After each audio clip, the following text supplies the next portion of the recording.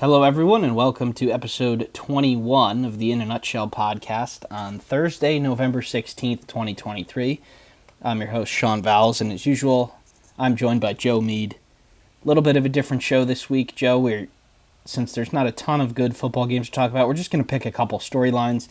And first, the one that just came out a couple hours ago, Jim Harbaugh will not be coaching the Wolverines on the sideline for the Maryland and Ohio State games, but he will be back on the sidelines for a potential Big Ten championship or college football playoff game. So, what do you think the thinking was here for Michigan to back off this TRO?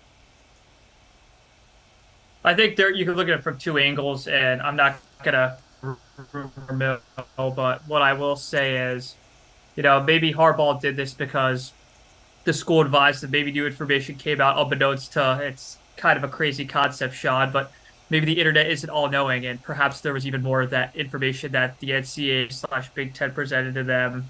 So maybe Jim and Michigan felt like this was the best alternative to kind of maybe get them off their tails. And one other way to look at it is what he said. This could be a distraction to the athletes, to the team itself. So regardless, we could get into the consequences of each of those in the off season or on a future episode. In terms of what it means for the immediate future, Sean, I don't think it's a huge deal at all. I think Harbaugh is still heavily involved in the gameplay. He can coach during the week. He's actually the head football coach for all, whatever, 168 hours of the week minus what, four? So 164 hours of 168. He's still the head football coach. So he'll be involved in game plan, practice, whatever. And Sherrod Moore on Saturday, I can't say enough. He really did something a lot of fans disagreed with. He just continued to run the ball. It was very plain, very boring, but you know, they got the victory and he showed coaching chops in the past. This is his third game as head coach on Saturday. I do think Michigan will run away with it. I don't think Maryland presents much of a challenge. Michigan is superior at every position. And yeah, I think this will be more of a storyline next week, based on everything that could happen before the Ohio State game. But Shaw, what else did we have to hit here? Yeah, just for some more context there, that game is the big noon kick on Fox on noon, and Michigan is 19-point favorites there, so still a pretty big favorite, especially for a road team. And Maryland hasn't been doing great recently, so there's no reason why Michigan can't win that game. The next headline here, Joe, we're going to go to, not entirely surprising, but David Braun, the Northwestern coach, has the interim tag removed. He will be the full-time coach for the Wildcats. And you have to say, pretty well-deserved, and he's got the Wildcats sitting 5-5 on the year. Yeah, Sean, I said this in the last episode. I think David Braun should be the Big Ten Coach of the Year. I can't think of a coach that had lower expectations. And the fact that one went away from bowl eligibility, I understand they are underdogs against Purdue, but really there's nothing else you could say. He's got the team playing really well. They kind of looked hopeless. Again, Rutgers is a bowl eligible team in the Big Ten East. But they did look hopeless the first week of the year, and everyone wrote them off, saying they'd go 0-12, 1-11. Even some viewers of the show, and even me, at certain points, I was making fun of them. But they are currently tied for second in the Big Ten West, which is pretty hysterical and also part of the West's problem. But what better way to start off a coaching tenure than to win as an underdog at home to get to a bowl game? Something Northwestern has not done since 2020. So, good for David Braun. And Sean, let's get to even more storylines. Yeah, I think there's two situations in the Big Ten where this has happened. Now, Northwestern, Fitzgerald was canned, well before the season, but maybe after practices had started. But you got to give these Northwestern kids a lot of credit, because not that the Michigan State team has quit on the year, but Northwestern certainly said, we can still get something out of this year, and you have to give them a lot of credit. They've got Purdue at home and then Illinois on the road. They should get one of those. They're as good as those teams. So if you get one of those, you get a chance to play a bowl game, which is probably one of the biggest bowl-eligible successes over the course of the year. The last headline here, Joe, will go is to Iowa. They will win the Big Ten West with a win over Illinois this week. We said that this one was going to go down the stretch, but it's very likely that the Big Ten West champion is determined before the Big Ten East. So Iowa, they looked okay last week. they've got a chance to clinch a spot in Indy. Yeah, Sean, I like how you mentioned that they have a shot because with their offense, you never quite know. They did score 22-23 last week, but I'd be hard pressed to see them do it again. They are only 3-point favorites at home. Brett Bielema, he is an Iowa alum, which many people don't know. Illinois with Paddock looked really good.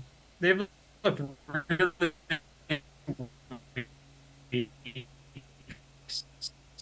so. For State Indiana is not a world beater, but it's defense in the Big Ten West. So I don't even want to give keys to the game because I've beaten it to death so many times on this show. But should Illinois win the turnover battle or not turn the ball over? I actually like Illinois' chances a lot better than Vegas or even some of our viewers do. I mean, just rounding out the rest of the game, Sean, because we do want to get to basketball. Rutgers, Penn State, Minnesota, Ohio State, storylines there don't change much. They're 20 plus point favorites. If you're a true college football sicko, Michigan State, Indiana, both fully basketball schools at this stage. Uh, Whoever loses that game will be last place guaranteed in the Big Ten East. So that's fighting to be out of the basement cellar. And last game we have is the battle of the 5-5 teams. Nebraska, Wisconsin battle, the first year head coaches. Two real Vegas to win the division. They've coupled with a lot of injury, pretty, but I think Wisconsin really needs to win that game. It's a Saturday night game on NBC, so cue the terrible theme song in your head right now. But Sean, that pretty much covers the football slate. I don't think I left too much out.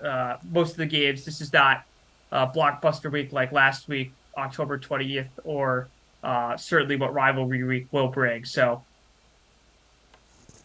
Yeah, so we're going to move to basketball, Joe. We've got a ton of different stuff to talk about. We're only going to hit a couple teams here. We're just over 7 minutes, so good on time. We're going to start with your Michigan Wolverines, Joe. They go into Madison Square Garden, and they really blow the brakes off of a team that a lot of people think are going to be good this year, St. John's. The victory only ended up being 16 points, but this one was over pretty early on in the second half. There's a pretty good chance that Michigan is going to be, at least at this point, have a really good chance for that double bye come Big Ten. yeah, Sean, maybe I'd push back a little on the double bye, but certainly it looked like a team before the year that many questioned would even make the tournament. Now that it's a lock, but that's not the question being asked now. The double bye and will challenge Purdue, but they could score from so many different options. That's the biggest thing. Doug McDaniel, the leap from year one to year two was so evident in this game. He was dribbling out of the patented Petito press. He was shooting the ball well. He was distributing the ball well. And they just have a bunch of grown-ups on this team. There's no other way to say it, Sean. Last year, it felt like a very college basketball team. This seems like a very veteran-laden team. You have Namari Burnett, who, by the way, 21 points in the first half. It's nice to see his 5-star billing in 2020 is finally starting to show off, and really good for him. He won't do that every game, but he's still a good player. Absolutely. And Olivier Kamwa, he's just a professional. No other way to put it, Sean. He shoots well, and when he doesn't shoot well, he's happy to play defense and distribute the ball. And Michigan getting some bench presence, too, from Will Shetter. 2 games in a row now. I'm not going to say that'll be a consistent factor, but they do get Jalen Llewellyn back pretty soon from what I'm hearing, so going to be good to get the load off Doug, but maybe only one negative thing you could say about Michigan is their free throw shooting, particularly Terrace Reed's, is still awful, but at this point you're trying to find a pimple on Miss America based on what Michigan's done the past 3 games, so really good for them. And Sean, I'm going to ask this question. Is that win at St. John's, as we shoot this today, the most impressive Big Ten win so far? Yeah. It has to be, right? Yeah. I mean, none of the other games that are really in the balance have gone the Big Ten's way.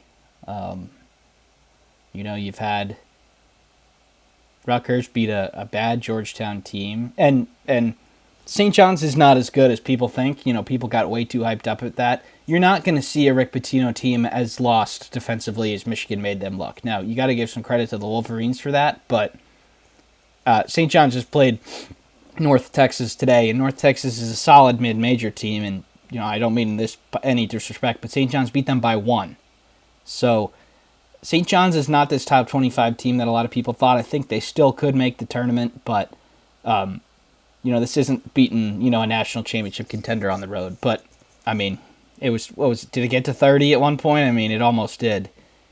If it didn't. Yeah, But 27 at one point. But yeah, Yeah. Michigan's offense, they don't take mid ranges, which is everything that major current basketball is all about. They get layups. McDaniel's really fast, and Martelli is no drop off from Juwan Howard, and they're probably He's probably an upgrade, Sean. he might be X's and O's wise. Maybe not bringing in recruits because the stats that Juwan Howard has in the NBA, but. You don't see Rick Pitino get taken to school very often, and he did by Martelli. Next, Joe, we're going to go into two teams that weren't so good. Michigan State, a lot of people have been talking about a lot of their issues, but they weren't ready for the season. They weren't. Tyson Walker was, and he's the only one that's playing well, but they've made 8 threes in their 3 games. And they lose to a good Duke team who's not finished by any stretch of the imagination, but Michigan State is not as good as people think. Now, they do have a lot of opportunities, and they still probably will be good come February, but this notion of them kind of getting beat up early in the year is kind of getting old for me, because they were supposed to be ready for this season, and A.J. Hoggard has been horrible. They don't really have good forward play. They haven't replaced Joey Hauser. Anything that you'd like to add on Michigan State? I think the potential for them to shake up their lineup is probably pretty strong, Sean. I am interested to see what they do against Butler on tomorrow night on Friday at the Breslin. But even A.J. Hoggard said a postgame against Duke. He said he flat out, and that was a quote from him. Don't mean to put unfair criticism towards the guy because he did get a lot better toward the end of last year. But perhaps Jeremy Fears and Carson Cooper, the center, could start because. And this is another game, to be fair to Michigan State, that they're missing Joey Hauser, a guy who's a reliable shooter, and they're missing a scoring forward or center. This was a game where a scoring forward center would have been great. I do not think that Malik Hall will put in 18 tonight. I do think he was probably the one bright spot besides Tyson Walker in the Duke game. But other than that, Sean, there's a lot to figure out in Sparkland. They do have plenty of opportunities against very good teams, but it's kind of becoming. I hate to even compare this team to what Michigan did last year. It's kind of getting to that stage where you're playing a lot of these really good teams. You're going to have to win one of them because otherwise Michigan did get a quad one win until end of January. Now, by no means am I saying Michigan State is in any danger of missing the tournament yet, but it's kind of the expectations coming in that this was Izzo's most talented team since maybe 2018, perhaps a decade, and they started off 1-2. I will say this: I will be really worried for Michigan State if they lose tomorrow night at home against Butler. They have no reason to lose that game, and the stretch will not get any easier. Sean, anything else to add? I will say Butler is not as bad as people thought. They actually have a pretty complimentary roster, and they have good forwards, and Posh Alexander a good guard. So but I think Butler's going to go into tomorrow thinking that they've got a shot. Which, if they start off well, that crowd is going to get real restless because they've already seen their team lose. But Michigan State, they need it badly. It's probably the most must-win game from a Big Ten team that we've seen so far. You can't go to 1-3 because they've got Arizona on Thanksgiving, who might be the best team in the country. So. I think, I do still think they'll be good at the end of the year, but they have a seriously lower floor than we thought. We expected more. So the next team, Joe, that also we're not feeling so hot about is Wisconsin. They go on the road and they really get beat pretty thoroughly by Providence, who've looked very good so far, but the whole Connor Essegian thing is a little odd. It's, appears that he might have an injury, but then Greg Gard said something, completely different in the post game. But, I don't think we're learning a ton about Wisconsin other than they may not be as good as we thought. Yeah, I think Asijin not being in this game probably had some impact, but the fact it was only a 13-point loss does not tell the dominance that Providence established in this game. The game was practically over with 5 minutes in the first half, which is ridiculous. You saw Wisconsin roll out their whole bench out there. They played Jonathan Blackwell, who is a really good freshman out of the state of Michigan, funnily enough. 26 minutes, did score 11, but that did not stop any of the bleeding. I think the only bright spot was AJ Storr. The rest of the starters, I'll just read their percentages for the field. Hepburn, 2 of 10. Klesmit, 0 of 2. Wall, 3 of 9, 0 of 2 from 3. And Crow, 1 of 5, 0 and 1 from 3. That's not going to get it done. Not even close.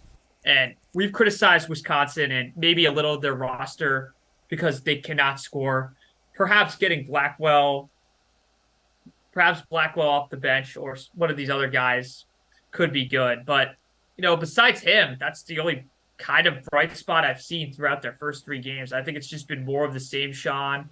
And Wisconsin does play pretty good defense, and their style of play does allow for them getting away with not playing great offense. But if their defense is lacking in any way, you'll see a lot of results like they Yeah, got on Tuesday night. they just don't have the offense to take on a run. And that's, you got to play a whole 40 minutes without giving up a 10-0 run. You're going to lose games that way. And Providence is really good. And it was a road game, and I would have expected, I said Wisconsin had a chance, but if I had to pick, I still would have picked Providence. They have some of the best players in the Big East, but, they lose that chance at home over Texas. Oh, wait, no, they played Tennessee. They could have had a chance to pick up a big win there. You have another big chance to win a road game against a probable tournament team. It wasn't crazy to think that they would have gotten one of those. But another team, Joe, we're going to go to is Iowa. They got, well, not really blown out, but they did get dominated by Creighton 92-84. They did make this thing a lot closer at the end than it probably should have been. Ben Krikke is really good. The transfer from Valparaiso, he's got one of the sweetest mid-ranges that you'll see. But Creighton scores on 20 of their first 25 possessions in the second half. And that is not some crazy shot making. Those were easy layups and wide open threes. So Iowa is really bad defensively, maybe even worse than we thought. But they're going to end up winning some games because they can score. Yeah. This kind of like Wisconsin, I learned nothing about Iowa that I haven't seen over the past, maybe 6, 7 years. Complete lack of defense. I wouldn't even say, Sean, I think that their defense got worse. I don't think they have a defense, to be quite honest with you. I think Creighton's one of the best teams in the country, but 20 of 25 speaks even if you played 2018 Villanova or 2009 North Carolina. That should not happen. I do think Krikke is a bright spot on the team. Maybe he could be a guy that carries them 11-18 from the field. I don't think that is sustainable. But Iowa, they have a few kind of easy games coming up. Arkansas State, then they go to San Diego in the Invitational. But it picks up real quick, Sean. December's like right around the corner, and they open here their 3-game stretch in December at Purdue, at Iowa State, and then Michigan at home. Maybe that was a game where you're like the Michigan one, or that's an automatic W for Iowa. They could probably lose all 3 of those games now, Sean. So they have to figure this out quick. No other way to put it.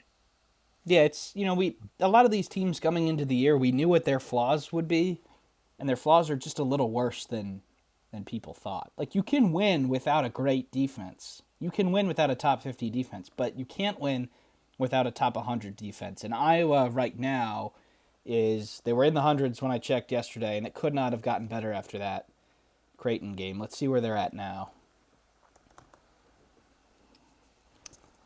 But they are 114 in defense. That is a terrible recipe. You don't have to be elite, but if they get into the 50s or 60s, they'll be a tournament team, but certainly not in the 100s. So, Joe, we're just at 20 minutes, so a quick little Feast Week preview. We're hoping to get a full preview of Feast Week up before Monday, but in case we don't, we're just going to go through the MTEs that the Big Ten teams are in. San Diego Invitational, like you said, Joe, for Iowa, USC, Seton Hall, those sorts of teams are in that.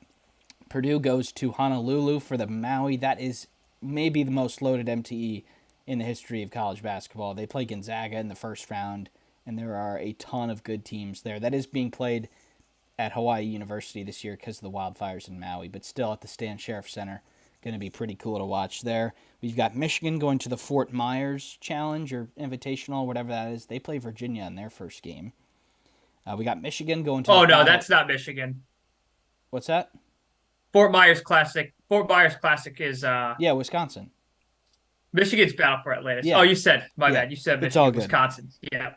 Yeah, Michigan going to the Battle for Atlantis, another really good tournament. And then we've got one more. We got Penn State going to the ESPN Events Invitational. They play Texas A&M in the first round there, which is a tournament rematch from the round of 64 last year. Those two teams are in crazy different spots than they were last time because Texas A&M might be the SEC frontrunner, and Penn State is going to be lucky to get 10 wins this year. But in case we don't get to go on a full episode, Joe, what are you looking out for in these MTEs for these Big Ten teams? I think this is just going to be a showcase of depth. We've centered it on Wisconsin already, but for all these teams, 3 games in 3 days, and oftentimes 2-2, you're going to start to see that bench for what it is. At least this early on in the year, that's not going to be the final product by any means, but it gives you a sneak peek of what might happen in December once the games start amping up and you start playing real teams on a night in, night out basis. So, like last night, Sean, for example, we saw Rutgers' Gavin Griffiths off the bench. He looked really good. They played Georgetown, who I understand Georgetown's not great, but still a marquee matchup. Maybe a guy like that comes up and starts to play really well and introduces himself to Big Ten country. So I'm excited for that. I think other than that, though, this is a great chance to pick up quad one wins. A lot of these tournaments, like you mentioned, Sean, really house money involved. If you go 2-1 in these tournaments, You're leaving happy. one, if not, yeah, you're leaving happy. And one, if not two of those wins are quad ones for March. And based on what we've talked about so far, and we'll get into questions in a second, some of these teams might need as many quad one wins as possible. So I think it's a big week for the Big Ten. The Big Ten has not started off well. Minus Michigan, every team has either met their expectations or have seriously fallen short. And, after there's no Big Ten ACC challenge this year, after the MTEs, there are going to be very few opportunities for big wins. Now, that puts the Big Ten in a tough spot if you don't get any big wins in the non-conference because you can only beat each other in the conference season. So we're hoping to get a full preview in where we'll go through every tournament and, we'll pick winners. But if we don't, that's our little bite-sized preview. We got time for a couple questions, Joe, before we wrap things up. yeah, Sean, I'll just answer the first one off the bat. This is a local question. This is from Gary, new viewer, I guess, Michigan State guy. Joe, do you have any insight on who Mike Valenti and Rico Beard, local Detroit media hosts, for those who don't know, mentioned in the Michigan State coaching search that would make them throw away all of their gear? I could take a few guesses, but I'll throw 3 names out there, and this is not a good thing, meaning they'll throw out their gear. Maybe Tony Elliott, but I doubt it. I'm betting it's Jason Candle, the Toledo coach, who does have them right now at 10-1, so he's doing a heck of a job. They're going to play the MAC title game against Miami of Ohio soon, but that's not going to be a hire that excites the fan base. I don't think that's fair because what will excite the fan base is winning, and he can't do that till next September, but we'll leave it at that. Sean, this one's geared towards both of us, so I'm going to let you lead off with it. Of the teams that were expected to be in the tournament, so I guess let's just say top 9 of the conference normally gets in, or at least based on last year, which team are you most concerned about already for getting into the tournament? So I guess what team's going to be on the bubble? And that's for our boy Ryan. My Hoosiers haven't gotten off to a great start, but they're doing okay against Wright State right now. I think Iowa is probably the only answer that you can go to there, and they're going to crush their bye games. Whoever they play, they're going to win them 107-63 or something. But I really think that they have to be a little bit better defensively. I already went through it. Rutgers hasn't looked great either. I'm not sure they were really in the tournament conversation, but Georgetown's not going to be good, so that win's not going to do anything for them really. Other than that, though, I think Wisconsin, these teams that haven't started off well, they still are probably going to make the tournament. So Iowa would have to be my pick as of now. I can't really see any of the other ones. Yeah, Sean, I'll just throw one more. Maybe Maryland. Villanova. I don't even know what to make of that game tomorrow night. That was probably going to be the game I was most excited for, following the Michigan and Michigan State games tomorrow night. But, Villanova just lost to Penn, who's projected to finish fourth or fifth in the Ivy League. So I don't even know what to make of that. And this one's our last question, Sean, just from Martin, One who's a Maryland one more fan. thing, Joe. It stinks for Maryland Yeah, that Villanova lost that game to Penn. It really does. absolutely. Because they're going to be, I believe that's at the Wells Fargo Center too. So bigger crowd, Hmm. the real 76ers and Flyers arena rather than the on-campus one, for those who don't know. It stinks for Maryland that they are both coming in off loss. Because Maryland, they didn't look great, but they lost by 2 and 3 to top 100 teams. So obviously not ideal, but it's not like you got beat by you. But I would be surprised if Maryland wins now because Villanova is going to really need it. But yeah, go ahead. Yeah, and I'll just answer this last one. These last two ones. Linus, who's a Michigan fan, he's just trolling. Is Michigan State the best job on the market for football? No. Texas A&M, UCLA. Sean, any objections to that? No, I mean, I don't know Yeah, enough about college football to really argue any other way. I mean, it's a decent job, and yeah, it's I whoever they get will probably be more than okay. yeah, absolutely. And Sean, last one. Um, this is from Martin, who's a Maryland fan. Is Maryland game tomorrow night at Villanova a must-win game already? What do you think? No, They are 1-2, by the way. I don't think so. No? I don't think so. Um, you you can still go to the tournament if you lose it, and you're hoping that if Villanova does win, that they can go on and have a good season. But no, I don't think so. It's a road game against a team that should be in the tournament. It would be great if they did, and you're feeling a lot better about yourself as a Maryland fan. But you might be telling yourself it's a must win, and it puts you in a great spot if you do pick up the W there. But I don't think the sky is falling if you happen to come up short. Yeah. Guys, that does it for our questions. Do continue to send them in. We are going to try to hit some of the football ones more in depth, but this week it was mainly Michigan State based and a lot of hardball speculation that we answered right off the bat. So we answer them as you go, and then if we don't answer them, we'll answer them at the end. But Sean, wrap us up. Hey, if you're listening to us live, go enjoy Thursday night football. If not, enjoy the weekend of football and the next week of college hoops, and then of course Thanksgiving week. We'll keep you posted on when these will be out. Looking to do something on Sunday for the whole college basketball, and then maybe a nutshell then or around there. So thank you for tuning in, and we'll see you next time.